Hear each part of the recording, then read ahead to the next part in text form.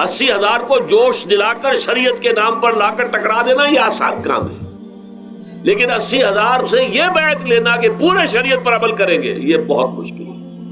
یہی تو وجہ ہے ہمارا قافلہ اگر سست گام ہے تو کیوں ہے؟ ہم یہ کہتے ہیں کہ پہلے میدان میں آنے سے پہلے اپنی ذات پر اپنے گھر میں دین نافذ کرو، پھر باہر نکلو، اپنی معاش اور اپنی معاشرت پر اسلامی شریعت نافذ کرو، پھر باہر آ کر اسلام کا نعرہ لگانے کا تمہیں حق پہنچتا ہے، ورنہ نہیں۔ اگر تمہاری اپنی ذات پر دین نافذ نہیں، چہرے پر 12 بجے ہوئے ہو، اللہ تعالیٰ کی نبی کی سنت کا کہیں آثار دور دور تک نظر نہ آ رہے ہو، روزانہ پھاوڑا چلا رہا ہو آدمی نبی کی سنت کے اوپر شیو کر رہا ہو، اور پھر وہ کہے میں اسلام چاہتا ہوں، بھائی اللہ کے بندے پہلے ذرا یہ کمی پوری کر لے۔ اور اگر تیرے کاروبار میں کوئی حرام شے ہے، تیری معاش میں کوئی حرام شے ہے، کوئی سودی معاملہ کیا ہو، ختم کر اس کو اللہ کے بندے۔ بینک کی سروس کر رہا ہے، چھوڑ اس کو۔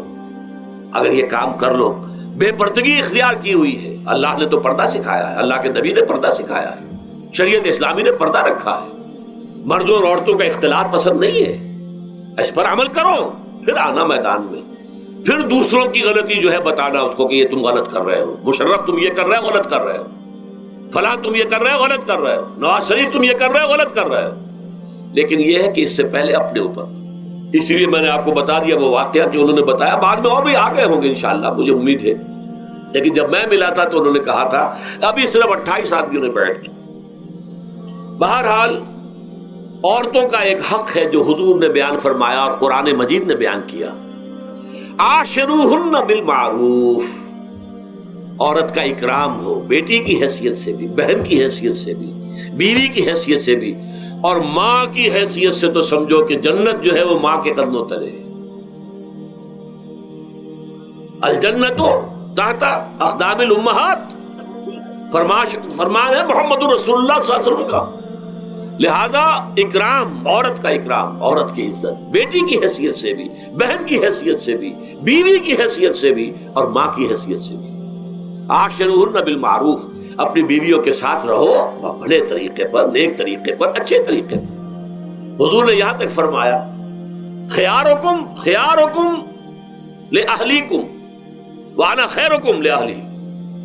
دیکھو مسلمانوں، اے میرے صحابیوں، تم میں سے بہتر لوگ وہ ہیں جو اپنے گھر والوں کے حق میں بہتر ہیں، نرمی کرتے ہیں۔ عورت کے بارے میں یہ بھی فرمایا، ایک مرتبہ سواری تیز دوڑا رہے تھے جو بھی اونٹ کو لے کے جانے والے تھے، جبکہ ہودج میں کچھ خواتین سوار تھیں۔ حضور نے فرمایا دیکھو نا، یہ نگینے ہیں جو سوار ہیں، ان کو زیادہ دھکے نہ لگواؤ تیز تیز اونٹ چلا کر، ان کے ساتھ نرمی ہو، ان کے ساتھ نیکی کی جائے، ان کے احساسات کا خیال رکھا جائے، ان کے ساتھ زیادتی نہ ہو، مار پیٹ کا کیا سوال، معاذ اللہ ثم معاذ اللہ۔ ان کے ساتھ جو ہے عاشروہن بالمعروف، بھلے طریقے پر گزارا کرو۔ یہاں تک فرمایا ہو سکتا ہے کہ کسی وجہ سے تمہاری بیوی جو ہے تمہاری نگاہوں سے گر جائے، اب آپ کے دل میں اتنی محبت نہیں رہی، لیکن اللہ فرماتا ہے دیکھو ہو سکتا ہے کہ اس میں کوئی پہلو ایسا ہو، تلاش کرو، کوئی پہلو ایسا ہو بہتری کا کہ جس کی وجہ سے تلاش کر کے اس کو اپنی نگاہوں میں مرکوز کر لو، تاکہ اس کے تمہارے دل میں اس کے لیے محبت دوبارہ اثر نہ ہو، اس پہلو کی وجہ سے جو تمہاری نگاہ سے اوجھل تھا۔ وہ اچھائی اس میں ہے، سیرت کی اچھائی ہے، صورت بہت اچھی نہیں ہے، اللہ نے سیرت اچھی دے دی ہے، جو کچھ دیا، جو اچھائی ہے، جو بھلائی ہے، اس کو تلاش کرو اور نگاہ کو وہاں پر جماؤ تاکہ تم ان کے ساتھ اچھا سلوک کر سکو۔ اس سے آگے آئیے، معاشی میدان ہے سب سے زیادہ سخت اور سب سے زیادہ کٹھن اور سب سے زیادہ ظالمانہ نظام۔ اس میں سب سے بڑا ظلم جو ہمارے پاکستان میں ہے وہ یہ زمینداری، غیر حاضر زمینداری، اور یہ جاگیرداری۔ محنت کرے کسان مزدور ہاری، عیش کرے جاگیردار زمیندار، یہ اس سے بڑا ظلم اور کوئی نہیں ہو سکتا۔ اور چونکہ ہماری معیشت بنیادی طور پر زرعی معیشت ہے، ہمارا تو زیادہ تر جو آبادی کا طبقہ ہے وہ کاشتکار ہے، لہذا سب سے بڑا ظلم جو ہو رہا ہے وہ در حقیقت یہ زمینداری، غیر حاضر زمینداری اور جاگیرداری۔ اب اس میں سمجھ لیجئے اس بات کو اچھی طرح، کتنا بڑا ظلم ہے۔ ایک شخص خود شہر میں رہ رہا، لاہور میں، ساری سہولتیں اسے حاصل ہیں، کتنی سہولت ہوتی ہے، ٹوٹی کھولی اور پانی آ رہا ہے۔ دیہات میں جا کے بیچارے کاشتکار کو وہاں ہو سکتا ہے کہیں سے دور سے پانی کھینچ کر لانا پڑتا ہو کسی کنویں سے، کہاں اسے یہ سہولت ہے کہ ٹوٹی کا کان مروڑا اور پانی حاضر؟ کہاں یہ سہولت ہے کہ بجلی کا بٹن اوپر سے نیچے کیا اور مکہ روشن ہو گیا؟ یہ ساری سہولتیں بھی لے رہا ہے اور وہ تنخواہ بھی لے رہا ہے کوئی، یا کوئی کاروبار بھی کر رہا ہے، اور ایک زمین اس کے پاس ہے، فلاں ضلع میں میرا رقبہ ہے، اس رقبے پر جو کاشت کر رہا ہے آ کر اس کی کمائی میں سے، اس کی فصل میں سے آدھا بٹا کر لے جاتا ہے۔ کیا حق پہنچتا ہے؟ یہ مزارعت جو ہمارے ہاں جس کو جائز قرار دے دیا گیا، یہ دور ملوکیت میں جائز قرار دیا گیا۔ بادشاہت جو ہے وہ چلتی تھی، جیسے آپ نے کن کھجورا دیکھا ہے نا، اس کے بہت سی ٹانگیں ہوتی ہیں، کن کھجورے کی کتنے پاؤں ہوتے ہیں؟ سینکڑوں۔ ایسے بادشاہوں کے یہ پاؤں ہوتے تھے، جاگیردار، 3000 منصبدار، 5000 منصبدار، 20,000 منصبدار، 30,000 منصبدار، یہ جاگیردار بڑے بڑے علاقے ان کے پاس ہیں۔ اب ظاہر بات ہے کہ وہ خود تو کاشت نہیں کر سکتے نا، انہیں تو مزارع چاہیے، لہذا مزارعت کے جائز ہونے کا فتویٰ دیا گیا۔ جب اسلام میں بادشاہت آ گئی، ملوکیت آ گئی اور جاگیرداری آ گئی، جو ملوکیت کے پاؤں ہیں وہ کنسلے کی طرح، کن کھجورے کی طرح اس کے پاؤں ہیں، تو وہ تو جاگیردار ہے۔ یہ ہے جس کی وجہ سے امام ابو حنیفہ نے کہا مزارعت حرام ہے، جس کی زمین ہے وہ کاشت کرے، یا حضور کی حدیث ہے کہ چاہے اپنے بھائی کو دے دے تو ایک دانہ لینے کا حقدار نہیں ہے۔ اگر تو تمہارا کوئی اور ذریعہ معاش نہیں ہے تو ٹھیک ہے، جاؤ کاشت کرو، تمہارا کوئی اور ذریعہ معاش ہے، تمہارا کاروبار ہے، تمہاری دکان چل رہی ہے، تم ملازمت میں ہو، تمہیں تنخواہیں مل رہی ہے، تمہارا پروویڈنٹ فنڈ بھی جمع ہو رہا ہے، تمہیں تو تمہارے ریٹائرمنٹ کے بعد وہ پینشن بھی مل جائے گی، اور اس کے ساتھ ساتھ تم نے یہ ظلم روا رکھا ہوا۔ زمین اگر ہے یا تو جاؤ کاشت کرو، ورنہ یہ کہ اس زمین کو دے دو اپنے کسی بھائی کو، ملکیت تمہاری رہے گی، کاشت وہ کرے گا تو جو فصل ہوگی اس کی برداشت بھی وہی کرے گا، وہی لے کر جائے گا۔ یہ فتویٰ ہے امام اعظم امام ابو حنیفہ رحمۃ اللہ علیہ کا، یہی فتویٰ ہے امام مالک، امام دار الحجرہ، امام مدینہ، امام مالک رحمۃ اللہ علیہ، دونوں کا فتویٰ یہ، اور عظیم ترین یہی دو ہیں، اولین بھی یہی دو ہیں، عظیم ترین بھی یہی دو ہیں۔ امام شافعی بھی شاگرد ہیں امام مالک کے، امام احمد ابن حنبل شاگرد ہیں امام شافعی کے۔ ٹاپ پر کون ہے؟ امام ابو حنیفہ، ان کے شاگردوں میں قاضی ابو یوسف اور امام محمد، امام ظفر۔ ادھر امام مالک، ان کے شاگردوں میں پھر امام شافعی، پھر ان کے شاگرد امام احمد ابن حنبل۔ ٹاپ پر دونوں یہ کہہ رہے ہیں کہ حرام، مزارعت حرام، جس کی زمین ہے خود کاشت کرے۔ یہاں یہ ہے کہ خود کاشت نہیں کر سکتا تو اپنے بھائی کو دے دے، بس ٹھیک ہے، اس میں سے کوئی حصہ لینے کا وہ حقدار نہیں ہے۔ جو محنت کرے، جو خون پسینہ اپنا لگائے، وہی اس سے ساری جو ہے آمد بھی اس کو حاصل ہونی چاہیے۔ یہ مجھے حال ہی میں، یہ آپ کے علم میں ہونا چاہیے، یہ فتویٰ دیا ہے قاضی ابو یوسف اور امام محمد نے، مزارعت حلال ہے، جائز ہے۔ شرطیں لگائی انہوں نے کہ بیج بھی زمیندار دے، کوئی جانور وغیرہ ہے تو وہ بھی زمیندار کا ہو، اگر کوئی ٹریکٹر ہے تو اس کی بھی پیمنٹ جو ہے زمیندار کرے۔ یہ ہے شرطیں، یعنی اس کا کوشش کی ہے کہ اس جاگیرداری کا ڈنک جو ہے کم ہو جائے، اس مزارعت کے اندر جو مضرت ہے وہ کم ہو جائے، لیکن یہ کہ اصلاً اسے جائز قرار دے دیا۔ ہمارے ہاں کون شرطوں کو کون دیکھتا ہے، آداب کو کون دیکھتا ہے، قواعد و ضوابط کو کون، ہنیئن مریا، جیسے کہ ماں کا دودھ پیتے ہیں ایسے ہی یہ مزارعت کی جو آمدنی ہے اس کو کھا رہے ہیں۔ حرام ہے، حرام ہے، حرام ہے۔ حال ہی میں ابھی ملاقات ہوئی میری مولانا زاہد الراشدی صاحب، آپ کے بہت قریب گجرانوالے میں، جو اس کی سب سے بڑی مسجد ہے، اس کے خطیب ہیں۔ انہوں نے بتایا ملا علی قاری نے بھی یہ لکھا، جو بہت بعد کے حنفی جو ہے وہ فقیہ ہیں، کہ دلائل تو وہی ہیں جو امام ابو حنیفہ نے دیے ہیں، دلائل تو ان کے ساتھ ہے، لیکن مصلحت ہے جو جس کے تحت یہ فتویٰ دیا گیا۔ یہاں تک کہ مولانا شبیر احمد عثمانی کے ساتھ دستے راست سمجھ لیجئے ظفر احمد عثمانی رحمۃ اللہ علیہما، انہوں نے بھی یہ لکھا ہے کہ دلائل تو امام صاحبی کی رائے کے حق میں جاتے ہیں، لیکن یہ کہ ہمارے ہاں تقلید کا ایسا ایک قلادہ گردنوں میں ڈال لیا گیا ہے. کیونکہ ہمارے بزرگوں نے فتویٰ دے دیا, قاضی ابو یوسف نے امام اور قاضی اور امام محمد نے, لہذا فتویٰ تو اسی پر چلے گا. میں نے ان سے بات کی ان کا ڈٹ کر, میں نے کہا میدان میں آئیے نا, کام کیجیے. جب تک یہ مزارعت ختم نہیں ہوتی ہے, جب تک جاگیرداری اور زمینداری ختم نہیں ہوتی ہے, اس ملک میں کوئی سیاست صحیح آ ہی نہیں سکتی. یہ سیاست تو وڈیروں کا, جاگیرداروں کا, بڑے بڑے زمینداروں کا کھیل ہے. یہ آپ نے پتہ نہیں نام سنا ہے کہ نہیں, میوزیکل چیئرز گیم, یہ ہوتا ہے ان کا کھیلنے والوں کا, بہت زیادہ دولت والے جو ہیں ان کا کھیل ہے. ان کو کام تو کوئی کرنا نہیں ہوتا, جاگیردار ہے اسے کو کام کرنا. وہ بیٹھ کر ایک کلب بنا رکھی ہے, یہ پارلیمنٹ کیا ہے, کلب ہے, وہاں بیٹھ کے وہ اپنا وقت گزاری کرتے ہیں. یہ پوائنٹ آف آرڈر آ گیا ہے, اور یہ جو ہے ہماری حقوق جو ہے, پریولیج موشن آ گئی ہے, وہ کرتے نہیں گفتگو بیٹھ. تو یہ جان لیجئے کہ یہ ظلم کس نے کیا ہے؟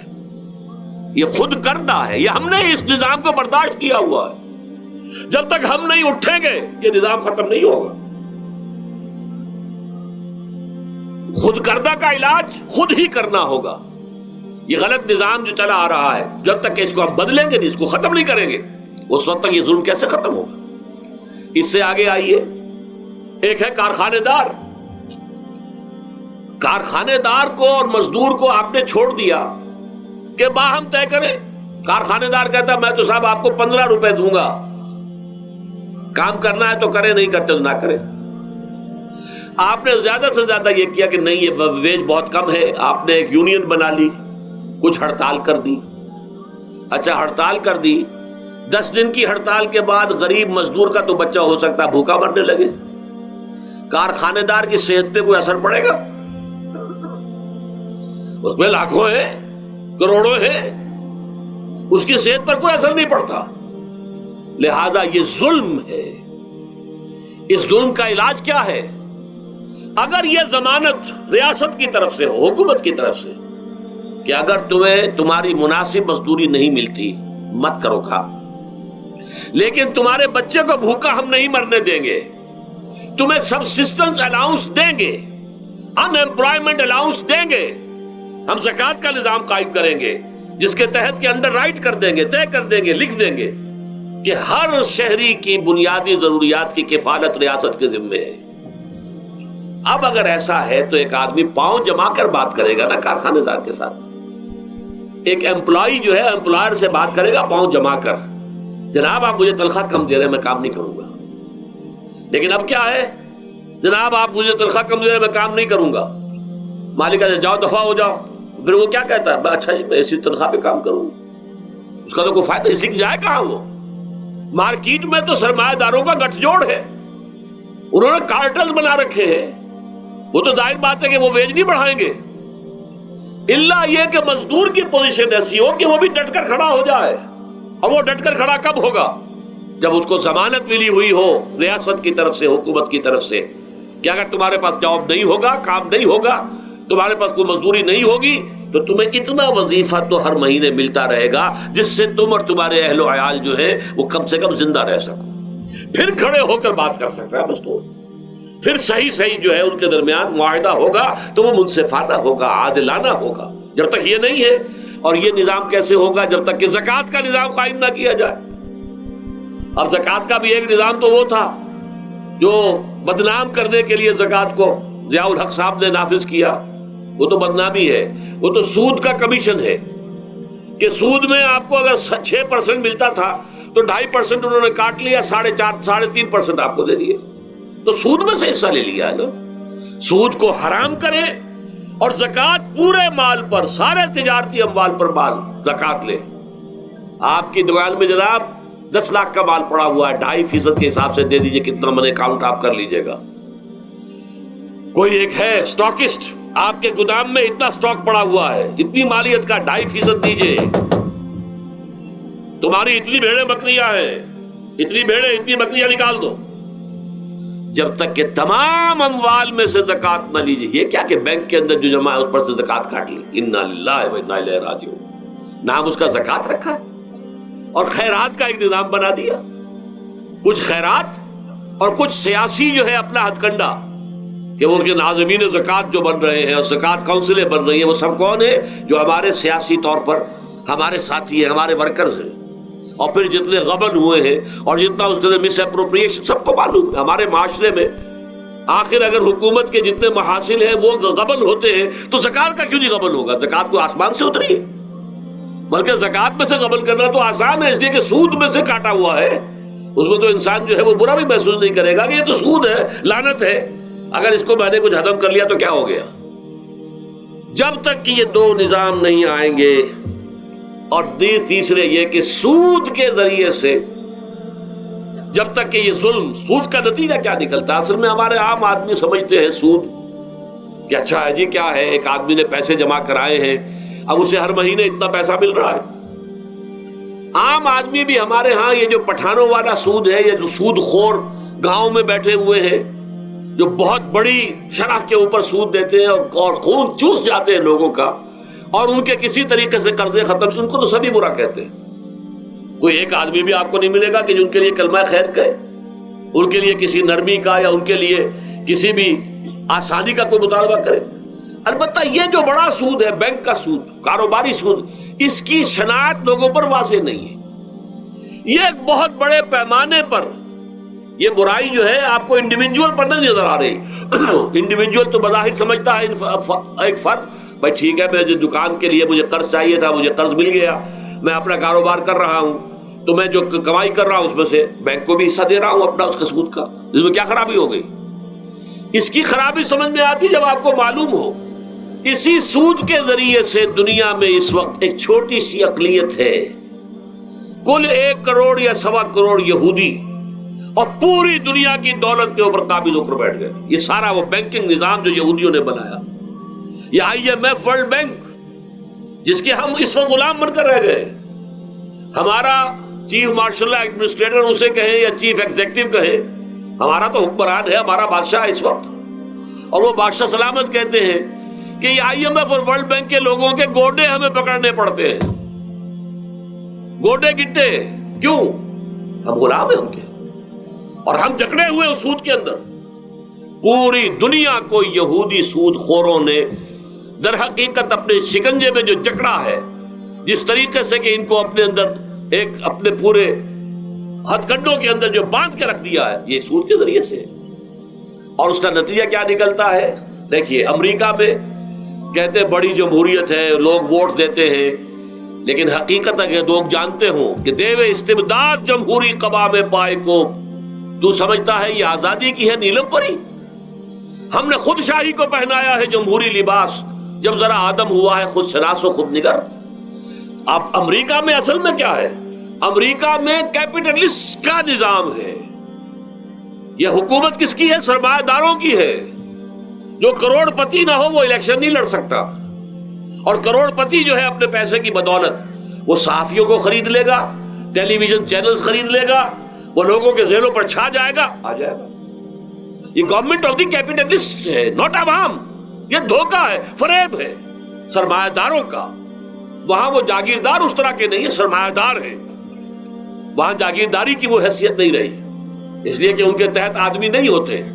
وہ تو اگر بڑے بڑے رینچ ہیں، بڑے بڑے اگر فارم ہیں، تو وہاں بھی آپ کو معلوم ہے کہ چونکہ مشینوں کے ذریعے سے بوائی بھی ہو رہی ہے اور ہل بھی چل رہا ہے مشینوں سے، بوائی بھی مشینوں سے، کٹائی بھی مشینوں سے، تو زیادہ انسان کی ضرورت ہی نہیں رہی.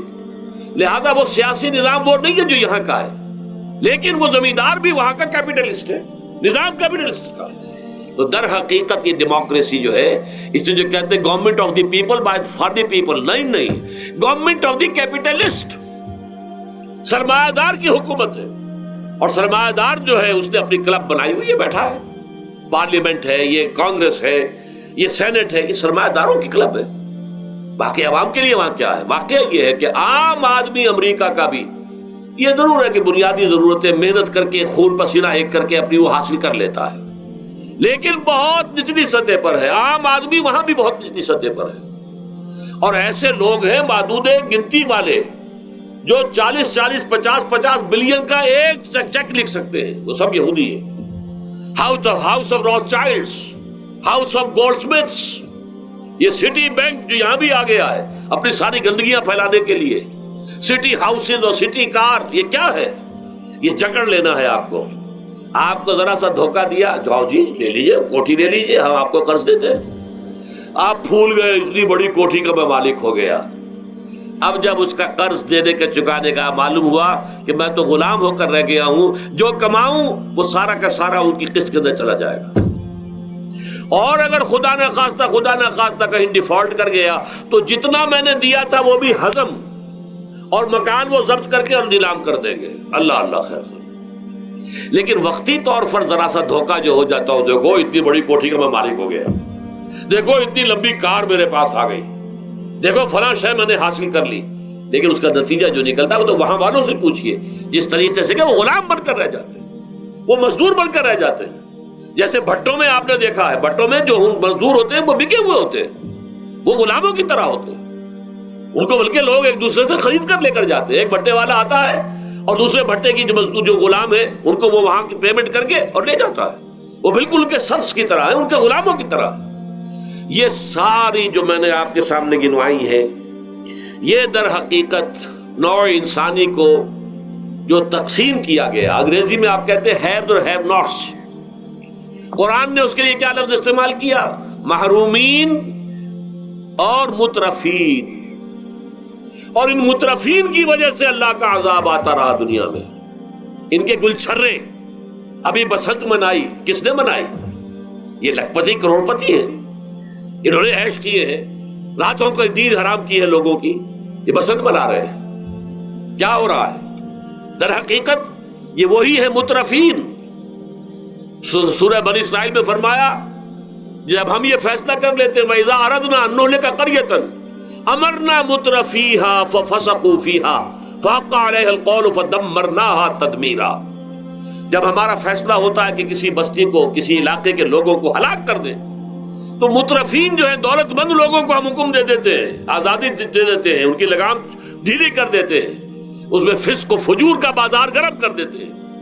اور جب پورا فسق و فجور کا بازار گرم ہو جاتا ہے، اچانک ہماری پکڑ آتی ہے، دمرناہا تدمیرا، ہم اس کو پٹخ کر رکھ دیتے ہیں، ٹکڑے ٹکڑے کر دیتے ہیں. یہ مترفین. اور دوسری طرف محرومین. اسی طریقے سے مستضعفین اور مستکبرین.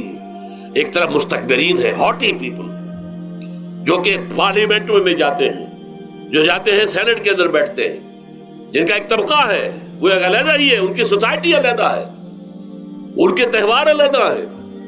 نیو ایئرز نائٹ پر جو کچھ یہ کرتے ہیں بدماشیاں، اس کا ذرا سا آپ کو اندازہ بہرحال دیہات کے رہنے والوں کو نہیں ہے. لاہور اور کراچی کے لوگوں سے پوچھئے کیا ہوتا ہے، اسلام آباد کے لوگوں سے پوچھئے، پشاور اور کوئٹہ کے لوگوں سے پوچھئے. یہ سب در حقیقت مستضعفین ایک طرف، مستکبرین دوسری طرف، محرومین ایک طرف اور مترفین ایک طرف. یہ سوسائٹی کو تقسیم کر کے اور پھر تقسیم کرو اور راج کرو، ڈیوائیڈ اینڈ رول. یہ آپس میں ٹکرائیں گے، آپس میں لڑیں گے، تم ان سب کے اوپر حکومت کرو. اب ظاہر بات ہے کہ اس کا علاج میں نے عرض کیا تھا نا کہ پہلے قسم کے دکھ تو وہ ہیں جو من جانب اللہ آتے ہیں، اس کا تو سوائے برداشت کے کوئی مادہ نہیں، کوئی اس کا اور ہمارے پاس چارہ نہیں. لیکن برداشت کا حوصلہ بڑھانے کے لیے وہ ساری باتیں ایمان کے ذریعے سے ہمیں ملتی ہیں. لیکن یہ جو خود کردہ ہے، اپنے غلط نظام کی وجہ سے جو دکھ ہم نے پھیلا رکھا ہے، جو محرومی پھیلا رکھی ہے، جو بھوک پھیلا رکھی ہے، جو لوگوں پر ظلم کا جو ہے بازار گرم ہو رہا ہے، چاہے وہ سماجی سطح پر ہے، گھروں میں ہے، چاہے بازاروں میں ہے، چاہے مارکیٹوں میں ہے، چاہے کھیتوں میں ہے، چاہے کارخانوں میں ہے، یہ سب ہمارے غلط نظام کا نتیجہ ہے، یہ اللہ کی طرف سے نہیں ہے. وما اصابکم من مصیبت فبما کسبت ایدیکم، یہ تمہارے اپنے ہاتھوں کی کمائی ہے، تمہارے اپنے ہاتھوں کے کرتوت ہیں، تم نے غلط نظام کو قبول کیا ہوا ہے. اب اس کا علاج کیا ہوگا؟ اب علاج ایسے ہوگا جد و جہد کے ذریعے سے اس نظام کو ختم کیا جائے. اس لیے کہ یہ تو میں نے آپ کے سامنے بیماری کا بیان کر دیا ہے، علاج کیا ہے انشاءاللہ اس کے بارے میں گفتگو جو ہے